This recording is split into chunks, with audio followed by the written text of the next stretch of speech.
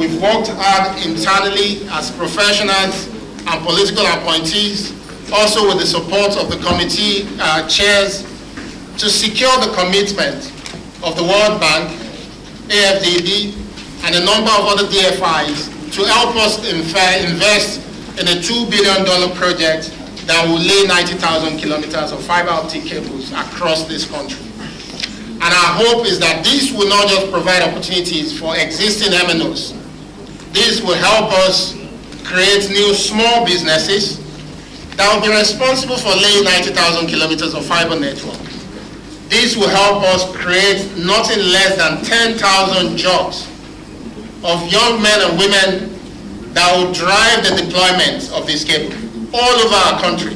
The 90,000 kilometers cable will be everywhere in the country. This is the plan that has been made by the broadband plan. Part of the development, I think the hike is also based on inflation globally. This is a sector that has not increased price for a long time.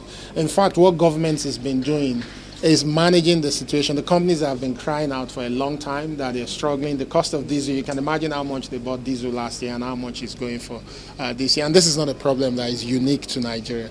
But what we've done with them is saying that telecommunication services are now extremely important to our people. So it's not something you can just increase price haphazardly. But also, how do we support them to ensure that these companies continue to stay sustainable? This is a sector that employs about 15,000 people directly, the employees of these MNOs, but also indirectly. I think there's about 500,000 people working in the sector, whether those that are selling recharge cards or any of those services. We have to make sure that the sector continues to stay sustainable.